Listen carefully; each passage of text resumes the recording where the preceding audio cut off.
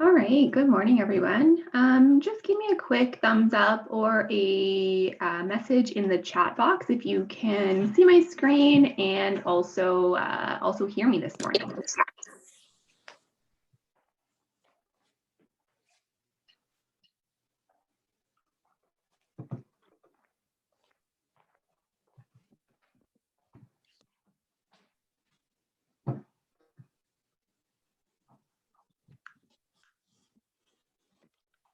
All right, just getting things organized here.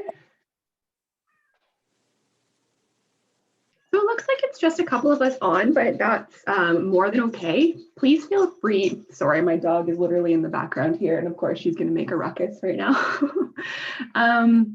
Please feel free throughout to kind of ask any questions that you might have, and we can kind of keep things a little bit more conversational. We'll probably spend about 30 minutes or so just kind of going through Canada's food guide and diving into a little bit more about what each of those sections kind of means and kind of where it's coming from.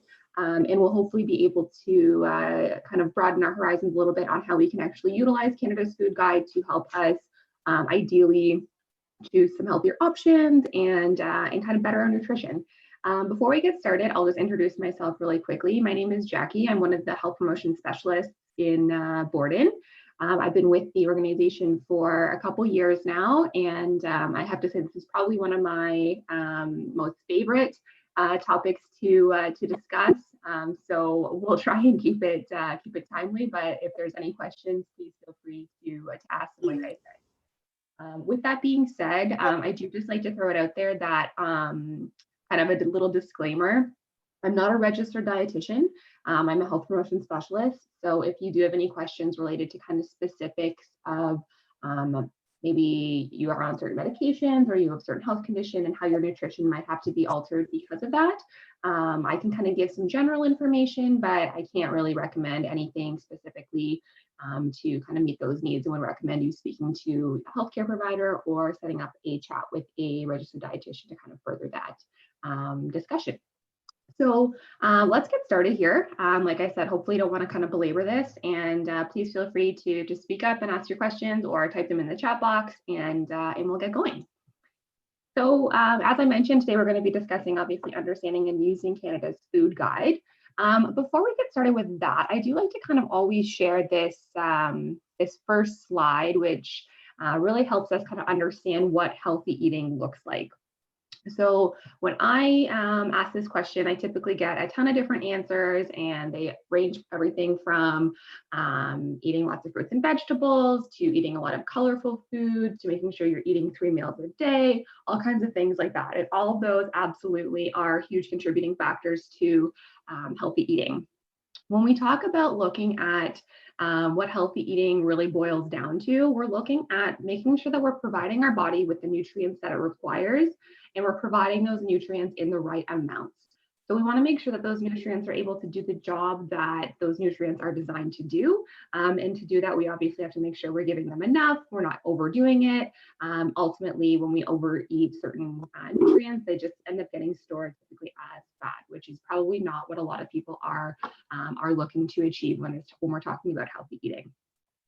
So when we talk about the different nutrients, as I mentioned, these are really what our body requires to function, to do the job that it needs to do, to grow, to build muscle, to provide us with all of the different energy that we need. When we're talking about these, there's 6 classes of nutrients, 3 of which are going to be able to provide us with energy, and then the remaining 3 are super vital to our ability to perform, but not necessarily going to provide us with energy. And when I talk about energy, I'll kind of use the word energy or calories. They're really interchangeable throughout the presentation. Oh, the first is carbohydrates, then we have protein, and then we have fat. So these again are those 3 what we call macronutrients, which provide us with energy to be able to do the things that we need to do. Obviously, the amount of energy that's in these is in different amounts, and we'll get into that in a little bit as we kind of go through the food guide. The next 3 items on here are vitamins, minerals, and water. So vitamins and minerals, typically we like to say if you're able to eat a balanced diet, which we'll kind of get to when we talk about the food guide in a second here, you're going to be consuming the correct amount of vitamins and minerals that your body needs. And typically, you're not going to necessarily require the use of a multivitamin or different supplements or things like that. With that being said, of course, everyone is different. So if you do have a deficiency in something, that's something that you need to kind of talk to your healthcare provider about and determine what your best course of action is going to be for that. When we talk about water, I actually have a whole slide on that because it's probably one of the most important nutrients that is often overlooked, and we should probably put a little bit more emphasis on that nutrient. With that being said, when we're talking about fluid, it actually affects our performance more than any other nutrient out there. So we could have the proper amount of protein in our diet. We're providing our body with a lot of fuel from those carbohydrates. We have some long-term carbs. We have some short-term carbs available. We're ready to go. But if we're dehydrated, it actually can influence our performance by up to 15 to 20% for even just a 2% decrease in our hydration levels. That's huge. Pretty much making sure that we're hydrated is going to allow all of the other systems to properly digest the nutrients that our bodies need and put them into the jobs that they need to do. This is no surprise to everyone. I'm sure people have probably heard about 8 glasses of water a day. And again, this is going to vary depending on your physical activity level and your personal kind of physiology. If you're a heavy sweater, if you do a highly demanding job, if you're in different weather or different climates, I should say, those are all going to influence your need for fluid. And when we put on our body is approximately 70% fluid. That really just reiterates the importance of why we need to consume so much water on a daily basis. And our water is stored in our muscles, right? So if we're not hydrating properly, our muscles are not going to be able to perform at their best. We're going to experience cramping. We're going to experience a lot of discomfort. And all of that can really stem back to those hydration levels. So I can't say it enough. Drinking fluid is super important. I'm going to do that right now. When we're looking at kind of knowing how much of each of those nutrients that we're should be consuming, and when I talk about this, I'm really kind of switching gears and talking more about those macronutrients, right? So carbs, proteins, and fat. We're really looking at aiming for the right balance of those different nutrients. And this is where we kind of get into talking about using Canada's food guide. So the next section we'll be going through kind of those different key criteria for the food guide, what's new, what's changed, and then we'll get into kind of how to use it and some of the different tips and tricks that I personally really like about the redesigned food guide that hopefully you will as well. So when we're talking about kind of ensuring that nutrient balance to perform at our absolute best, to just our bodies to do what they need to do, to grow, to have energy, to be able to make it through a day, we're really looking at a nutrient balance of about 45 to 65% of our diet coming from carbohydrates. And this isn't necessarily only the pastas and the breads and the really yummy stuff. This can be a ton of different vegetables and fruits, carbohydrates in dairy products as well. So just kind of doing the research in terms of understanding what all of those look like. Protein, about 10 to 20%. So oftentimes we're, I think, in a society where we kind of overemphasize how much protein we actually do need to consume. There actually is a finite limit on how much our bodies can actually use for protein jobs. So when we're talking about protein jobs, we're talking about building our muscles, building our bones, repairing tissue, growing our hair, our nails, all kinds of things like that. And pretty much being able to allow us to grow and our bodies to not just kind of whittle away.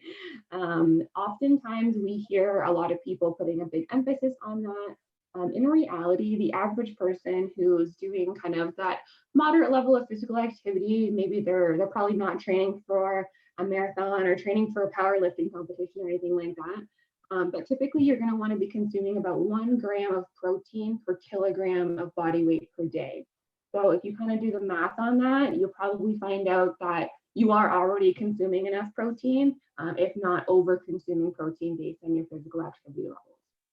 If you have any questions about kind of the amount of carbs, proteins, and fat, which I'll talk to in a second, shoot us a quick email. We'd be more than happy to kind of provide you with some different worksheets and things like that to help you figure out those numbers.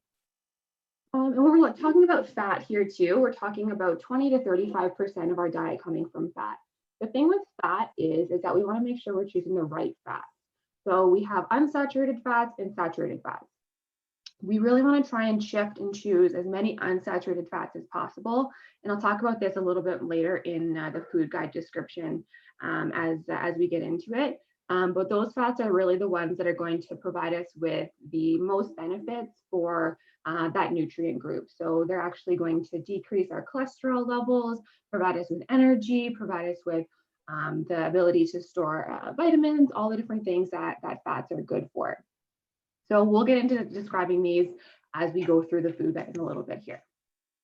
With that being said, let's jump into it because again, I could talk forever on this stuff. Okay, so what's new with Canada's food guide? So the new food guide has been out for almost 2-ish years now. I'm trying to think back through the last year again, it's been a bit of a blur. So yeah, we've had it out for a couple years now, and this is pretty much the look and feel that we have. So I'm sure probably you remember the rainbow food guide that we've had for years and years and years with the 4 different food groups, kind of identifying how many servings of each item we should be eating from each of the different food groups. We've kind of shifted away from that now and are kind of looking at this more balanced plate approach. And I really like the title that they put on here, right? So eat well, live well. It really kind of takes the whole approach to consuming food beyond just the amount of food that we need to put from each food group on our plate every day. And I personally really appreciate that because, again, not every single person is going to be out there being able to count the amount of different things that they're putting on their plate. Having a more kind of visual balanced plate approach, which is what they've kind of moved towards, kind of makes things a little bit more visually appealing and easier to kind of understand. You'll also notice on here that we've kind of broken things up instead of being 4 different sections. So before we had meat and alternatives, milk and alternatives, dairy products, and grain products. Oh, sorry, not milk and meat were together. And then we had fruits and vegetables, obviously the very important one. But now you'll kind of see we've kind of grouped things together into the protein foods. So that's really the collapse of milk and alternatives, meat and alternatives. All of those protein dense foods are all into one. Obviously, we still have a big emphasis on vegetables and fruits, and then we've kind of identified this whole grain section as important as well. So kind of replacing the general title of grain products and really placing the emphasis on whole grains within that section. And we'll get into that as we go. So why did we need to revise this? So as I said, it's been a couple years now, and it was many years leading up to the official launch of the new food guide. And coming from a background of public health and working closely with many dietitians, it has been a very long time coming. So it's great to see that it is actually out and being utilized, and we can continue to share the benefits of the new food guide with folks like you all. So basically, the decision to revise came from the identified issue with some challenges in applying the old food guide to everyday life, right? So including building healthy meals and snacks. It just wasn't conducive necessarily to a broad audience like the new one kind of identifies. And the new food guide is able to provide us with the right information for the right audiences. So like I said, being able to kind of customize based on your needs is super important here. And it also obviously ensures that we're aligning with the most current evidence on topics such as sodium, saturated fats, sugars, those types of things. So really kind of a much needed update to kind of bring it into 2019, 2020. So a lot of really great info. And again, it's not rocket science by any means, but it is a well-needed update that we are very happy has been implemented. So let's jump right into it. We're really looking at a couple different sections within the food guide, and then within each of those, a couple different guidelines. So we'll just start kind of going through them here, and if you have questions, please feel free just to interrupt me. The first guideline is really vegetables, fruit, whole grains, and protein food should be consumed regularly.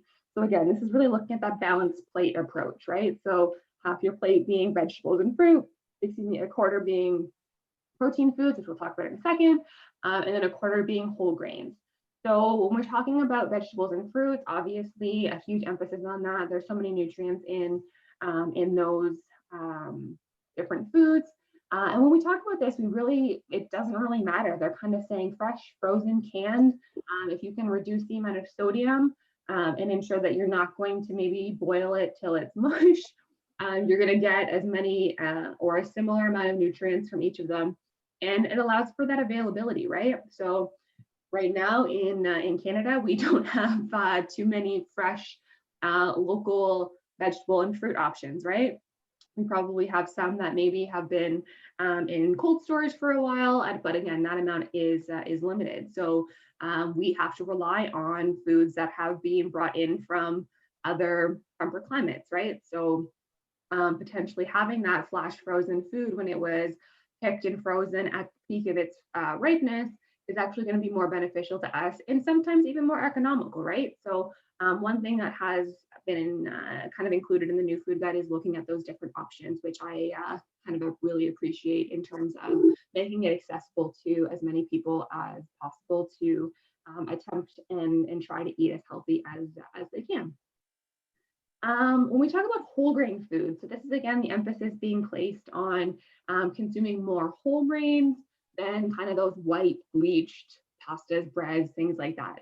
So making some simple swaps, so trying maybe whole grain pasta, even the smart pasta that's out there, it still kind of looks like white pasta, but there's been a bunch of stuff that kind of makes it a little bit more comparable to whole grain pasta added to it. It's another option that you can look at as well. Brown rice, quinoas, bulgurs, all kinds of things like that are great alternatives to kind of that just typical white rice or white pasta that you might want to add to a dish to maybe bulk it up a little bit. So here it's pretty simple swaps that you can make.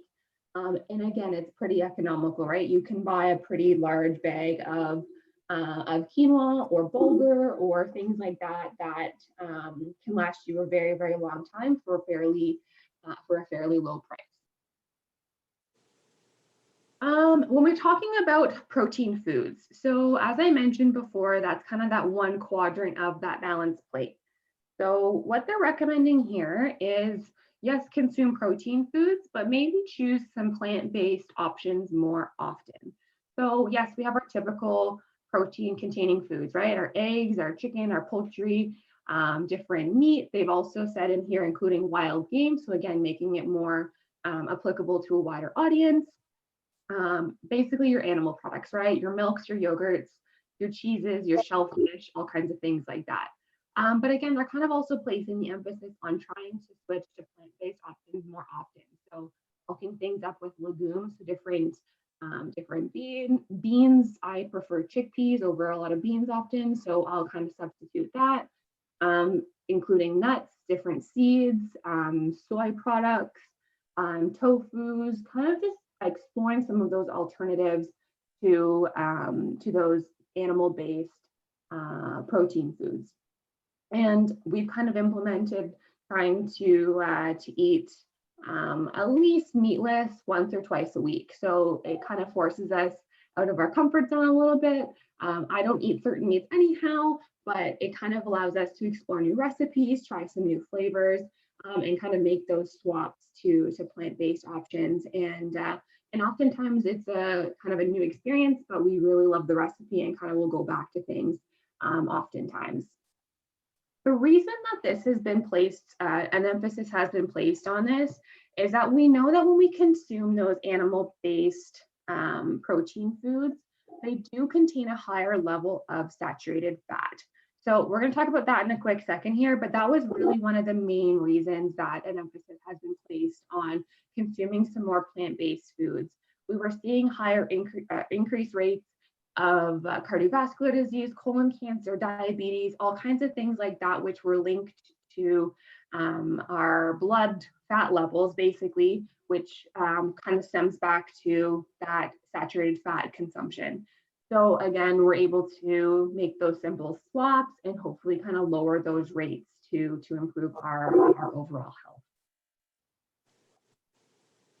When we're talking about saturated fats, again, trying to replace as many of those saturated fats with unsaturated fats as we can.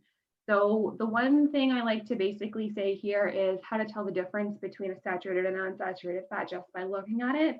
If it is liquid at room temperature, it's going to be more than likely an unsaturated fat.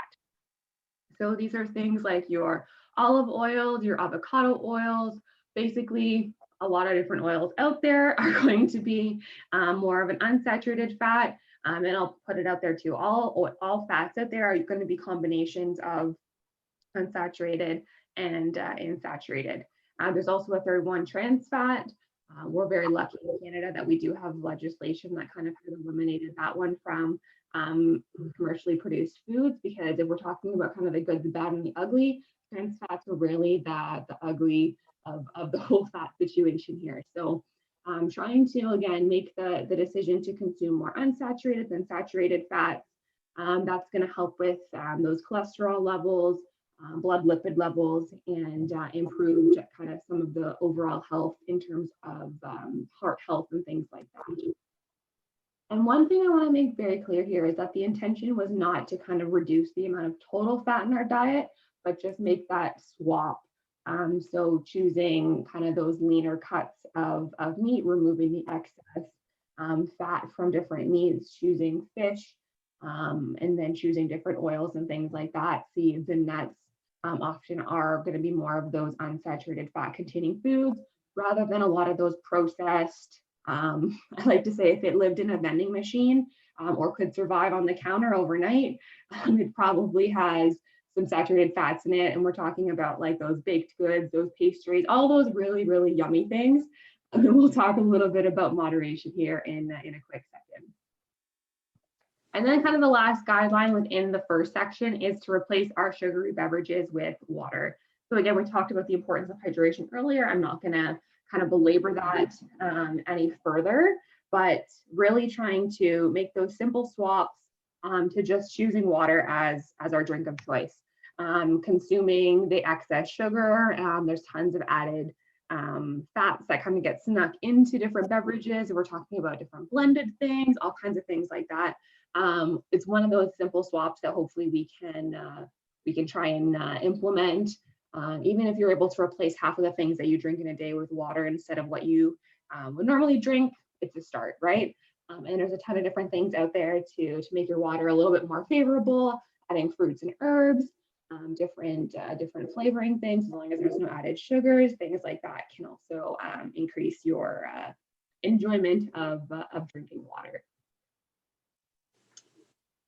Moving into section 2, and I've already kind of spoken to this a little bit, but just to kind of reiterate, basically choosing to make your own food versus picking those processed or prepared foods and beverages as often as possible, right? So obviously, every now and then we're in a rush, we just need to throw frozen pizza in the oven and we're good to go, right? It's 10 minutes, we're able to eat and we're able to get out the door. And we'll talk a little bit about, like I said, that moderation and like that lifestyle piece in a quick second here. But as often as we can, trying to not consume those overly processed foods is very beneficial, right? With all of those processed or prepared foods, there's often going to be added sodium, sugars, saturated fats, all of which are not things that we want to be including in our diet, right? So again, I kind of say like the Twinkie test here. If the Twinkie can survive for, oh gosh, I don't know how old the oldest one is now, and it doesn't look like it's been phased, there's probably a lot of added preservatives, sugars, and things like that in there that are keeping it probably just as good as the day that it kind of came out of the production plant on a regular basis. With these foods, we're often seeing them high in carbs as well, so your sugars and things like that, and they're typically not very nutrient dense, right?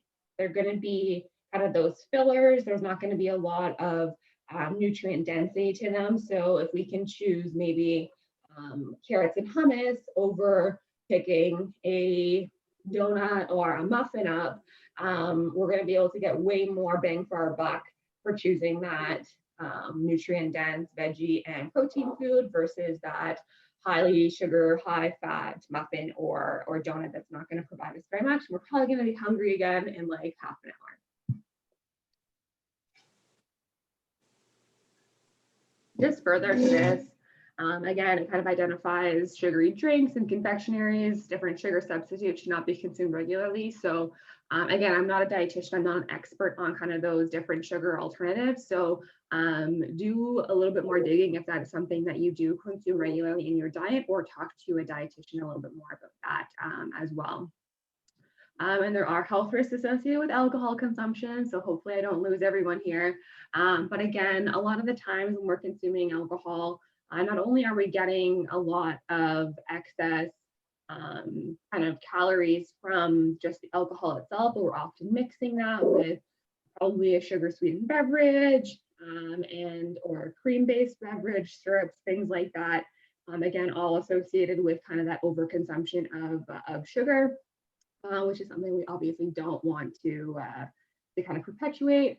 And then the well-established health effects of alcohol consumption, I mean, include increased risks of cancer, hypertension, liver disease, all kinds of things like that. So again, being mindful of the amount of alcohol that we do consume. And again, one more piece that's in here is kind of just being a little bit more mindful of the whole food environment that we'll get to in a second here. So trying to make sure that food and beverages that are offered in publicly funded institutions align with the Canadian dietary guidelines. So kind of are more in line with these pieces. So reducing the availability of different pops and sugar sweetened beverages and the food and things like that. And I'm not naive to the fact that this is a huge uphill battle. But I mean, at least there's kind of some recommendations and guidelines that can be presented with very solid evidence to try and help that battle move forward, maybe slowly but surely. When we talk about the third section of the food guide here, this is probably one of my most favorite additions or changes to the food guide since it was introduced. And it really kind of looks at how food is more than just what we eat, and how it's really kind of that whole food environment that we really need to look at in order to instill good kind of food literacy skills, broaden our ability to ask questions and be inquisitive about the foods that we're consuming, and make sure that we understand how to maybe read a food label and make that make sense into the food that we're going to be consuming. So we have a resource on understanding food labels that I'd be more than happy to share. But really being able to translate what's on the label to how that's going to look on your plate and what that's going to contribute to your overall consumption is super important. So taking some time to better understand that, how to kind of interpret the amounts and what's kind of on the label, what you can kind of look at to compare different products, and some different things to be mindful of, because again, at the end of the day, most food companies are trying to market to sell their product, and sometimes use some marketing tricks that might not be the most respected or helpful when we're trying to lead a healthy lifestyle. The one point that's on here is cooking and food preparation using nutritious food should be promoted as a way of healthy living as much as we can, right? So if we cook it, we know what's in it, we know how it's been prepared, we know how much of the oils were used to help cook it, we know how much salt was added, we know how much sugar was added, and we can kind of really be more mindful of what we're consuming rather than when we go out to eat at a restaurant or if we buy pre-prepared foods and things like that. Further to that, they basically expanded upon kind of this whole food environment and food being more, or sort of healthy eating being more than the food we eat, and kind of breaking it into different quadrants here, which again, I think is really great because not everyone can follow the exact amount of certain things per day. And it was really kind of closing off all of the different things that kind of impact us on a day-to-day basis when it comes to our food environment and the culture that we live in. So the first thing that they've identified here is being mindful of your eating habits. So this is really important in terms of learning how to listen to your body. So noticing when you're hungry, noticing when you're full, Knowing that it takes about 20 minutes for your stomach to send the message to your brain that I'm full, I'm done, right? I'm guilty of it. I probably don't take 20 minutes or 30 minutes to eat a meal. And after 20 minutes or so, you kind of are done maybe 5 minutes ago. And now you're at the point of being like, oh my gosh, I'm so stuffed. Because you were eating maybe too quickly and you consumed more than what your body needed, right? So I always like to recommend taking about 30 minutes a couple times a week to try and eat your meal a little bit more slowly. So putting the fork and knife down, having some conversation, and really being present for that meal time kind of allows you to better listen to your body and listen to those cues to know when you're full. And to that point too, to know when you're hungry, right? It's okay to be hungry sometimes. I know a lot of people say you don't ever want to be hungry, but it's okay sometimes to be able to listen to your body to know when it needs food. With that being said, being able to know and determine if you are actually hungry or are you bored? Are you lonely? Are there other emotions that potentially are causing you to think that you're hungry? Do you need to go for a walk instead of just walking back and forth to the fridge and standing in front of it 3 or 4 times? Take a walk around the block and see if that's going to maybe kind of curb that. Are you thirsty? That's a huge one as well, right? Oftentimes we reach for food when what we're really wanting is some hydration in our bodies. So taking some time to figure out what your eating habits look like and maybe where you maybe need to change or set some goals for change is super important. Cooking more often, we've already spoken a little bit about this, but try and involve others in your meal planning. If you have a family, have them pick a recipe. They get to pick a recipe, like one dinner per week, and maybe you help prepare that together, or you prepare it on Sunday and then they get to present it on Tuesday night for dinner, something like that, right? Just trying to be a little bit more involved in kind of that cooking process and kind of helping to build that food literacy levels as well. Enjoying your food. This is a huge one. And again, I've already mentioned this. I'm guilty of it where I'll just grab something really quickly when I'm running out the door or when I'm busy working or doing something. I'll sit in front of my computer and just eat my food and not even realize that I've actually eaten or consumed something and that it maybe tasted good. So really taking the time to be a bit more mindful about the food that you're eating. This will kind of help you, again, develop those healthy eating habits that we mentioned before. And exploring different cultural foods, or if you have food traditions within your family, kind of exploring those as well. And what I'll also say here is that this is really kind of that quadrant that kind of allows you to pick maybe that dessert item, right? If you're really, really wanting that food and maybe you feel as though it's something that's going to make you extremely happy, go ahead and have that food. That's one thing that I don't like to say is being super, super restrictive because it just makes you miserable. So if you know that you're consuming food consuming healthy food on a regular basis and you kind of maybe have met some of those goals and you are looking for kind of, I don't like to say the word reward, but you're looking for some kind of positive or it's really going to uplift your spirits, that's something that you can choose to consume, right? But again, being very mindful of that. So how did you feel before that food? How did you feel after that food? Was it something that you felt was worth it? Is it something that you might want to choose again down the road? Is it something that you want to make sure that you limit, right? So all those types of questions to kind of ask yourself is important here as well. Eat meals with others is the last part here. So there's tons and tons and tons of evidence out there that proves how social interaction at mealtime is super important to not only healthy eating, but also kind of your mental wellness. So if you can consume meals with others, that's super important to kind of share that. I feel as though mealtime or dinner time with family has kind of become a bit of a thing of the past. If you and your family are doing it, that's wonderful. It's something that I had growing up. In my house now, it's a lot of the time, grab your food and then we watch a show on Netflix before continuing to do something else, right? So eating food in front of the TV, not always the best decision there. So as much as we can, trying to be social with others. I know we're in an interesting time right now. We can't always be going over to someone's house for dinner or going out for dinner, but we have the joys of technology, which can hopefully kind of help with that. Even if it's one time a week, grabbing dinner and sitting in front of your computer and sharing some time with a friend over Zoom while you kind of share a meal, let's say. It can be super beneficial. One of the last things that we'll kind of talk a little bit about here is, does it cost more to eat healthy? So we've talked about all these kind of different decisions that we can make to help us follow Canada's food guide and consume some healthy foods in the right amounts. But does it cost a lot more?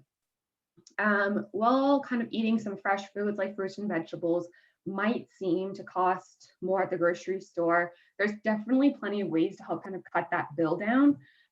When you're replacing different meats with some plant-based wow, plant-based proteins like different beans or lentils, those are super inexpensive ways and huge ways to cut your grocery bill down, right? So even if you can make a couple simple swaps, oftentimes I find that those meat products are a very expensive portion of my grocery bill.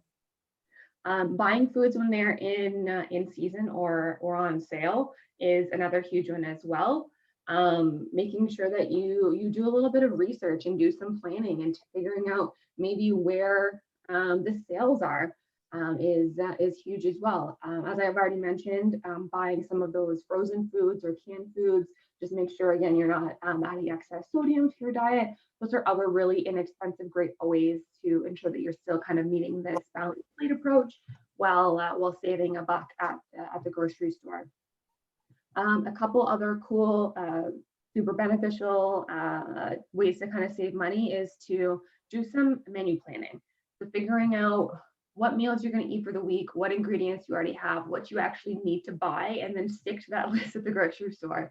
Instead of just going to the grocery store and wandering around and doing every single aisle and probably filling up on all kinds of those really impulsive snack purchases, stick to your list and be vigilant about that, right? So know that you only need to go in for 5 different items and only come out with those 5 different items.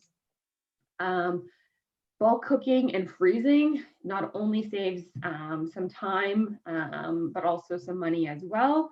And then really, when we're looking at kind of our food environment, at least in my local area, choosing the no-name option is awesome. It's a great benefit. Oftentimes it's the exact same food that's in the different PC labeled products, right? So I don't care what kind of can or container my food comes in. So if I can save me a couple dollars here and there, I'll go for it, right? So being a bit more mindful of that as well. So kind of putting this all together. So kind of looking at how do we actually implement the use of this food guide now that we kind of know what the balanced plate approach looks like, some different considerations for each of those quadrants, and things like that. I've kind of mentioned this a little bit already, but when it comes to putting the work in, that's really where you're going to start seeing some of the benefit, and then it's just going to become second nature. So if you can do some recipe research, I put a couple different websites down here as well. So unlockfood.ca, that's actually the Dietitians of Canada's website for, it has a ton of different recipes. It also has a meal planning component to it as well. So you can actually go through and do kind of exactly how I described earlier, figure out what meals you want to eat, what you already have, and it'll actually make your grocery list for you, which is really great. Cookspiration, I find, is a super user-friendly website as well with some really great recipes. They also have a menu planning platform. And then the last website that's on here, it's a super long URL. I'll actually put it in the chat box in a second here if you want to grab it. But basically, this is Health Canada's website, and they've got also a ton of different really great recipes on there. I've actually grabbed a couple of them recently to kind of add some variation to different soups and chilies. I was getting a little bored of my soup recipe book. So I tried to explore a little bit more, and there was one on there that I was very excited to try. So putting the effort in to kind of do some recipe research, and like I mentioned earlier, include the family in this process too, right? Have them pick one recipe per week to explore, and then work together to bring that dish to the table. Meal planning kind of goes hand in hand with recipe research. So figuring out what those meals are going to be for the week, and maybe doing your shopping on either Friday night or the weekend, and putting all of that kind of into a few hours on one day to do a bit of meal prepping is also super helpful for people who are super busy. I put in here big picture thinking, and this is just one of those strategies that I find actually helpful and beneficial. So kind of two different aspects to this. When I'm making let's say, a chili or a soup or something, I always kind of have Canada's Food Guide right to the back of my head. It's probably because I've taught it a million times. But what I like to do is actually take my ingredients that I know I'm going to need for for preparing this dish, and actually kind of line them out on my counter and organize them into kind of a balanced plate approach. And this kind of helps me understand kind of the big picture of what the breakdown of this meal is going to look like, right? So a lot of the times people have a hard time when it's like everything's in one pot or everything's in a pan, how to determine how much of what you're consuming.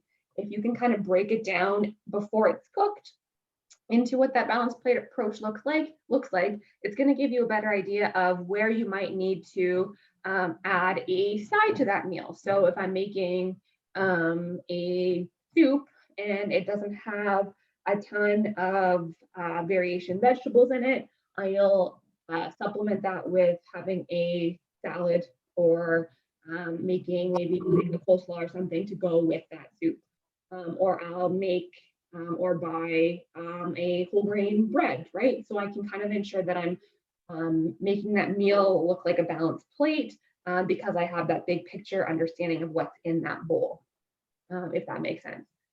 And then kind of the second aspect of this whole big picture thinking is, like I said earlier, is kind of looking at what you're consuming on kind of a regular basis and kind of putting that into kind of this balanced plate approach as well, right? So understanding if you typically eat extremely well, that's awesome. If you know that you're maybe not consuming as much fruit and vegetables as you potentially should be, knowing that that can be a goal that you can set for yourself to improve your overall nutritional kind of wellness. When we talk about intuitive eating, this is kind of a bit of a new concept, and I'm still learning a lot more about it. But this is really trying to, again, be in a space where you're not super restrictive of the foods that you're putting into your body, but you're being very aware of how you feel when you are consuming certain foods. So if you really want those 2 chocolate chip cookies, how did you feel leading up to that craving for those 2 chocolate chip cookies? How did you feel once you ate those 2 chocolate chip cookies? Did you feel as though you had overeaten, that they didn't agree with you? Did you feel regret? Did you feel remorseful? What were those kind of emotions that you identified when you consumed those foods? And kind of reflect on that and check in on those and understand a little bit more about why you're feeling that way. Maybe you can make some different goals and decisions moving forward as to how to change kind of how you're feeling about those foods. I really think that intuitive eating is great in the sense that you're not being super restrictive of, I'm only going to eat this many carbohydrates in a single day, right? Being a little bit more flexible with yourself, still following kind of healthy eating principles, but being a little bit more forgiving and kind of open to trying new things and learning things, and just being a little bit more cognizant of what's going on in that food environment that's leading you to kind of feeling the way that you do when you are eating food. And this kind of goes hand in hand with the next part there of mindful eating. So again, being a little bit more aware of the food that you're consuming and not just kind of shoveling the food in your mouth within 5 minutes and running out the door, right? And I understand we live a very busy lifestyle, but making a little bit more time and being a little bit more present for mealtime can be hugely beneficial in kind of improving our overall health and wellness.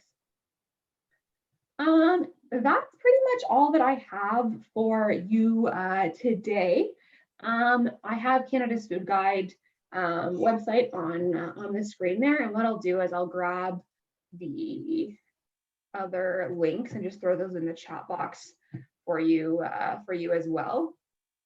And if you have any questions, please feel free to either put them in the chat or type them there, or just share them with us. Otherwise, that's really all I have for you today. I'm going to stop sharing here for a second so I can grab that list of websites for you. My mouse is so squeaky. Otherwise, yeah, that's really where we're going to end things for you today. I'll put those in there for you. So there's all three of those.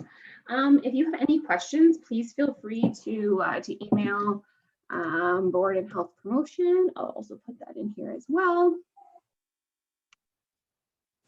Email.com. And we'd be more than happy to answer your questions. And yeah, if you have any other queries or want some assistance in nutrition, please feel free to give us a shout. And we're more than happy to virtually support you right now. We do have a whole series of webinars, so anything in the next little while, please feel free to join in. And yeah, thanks for joining us today, everyone.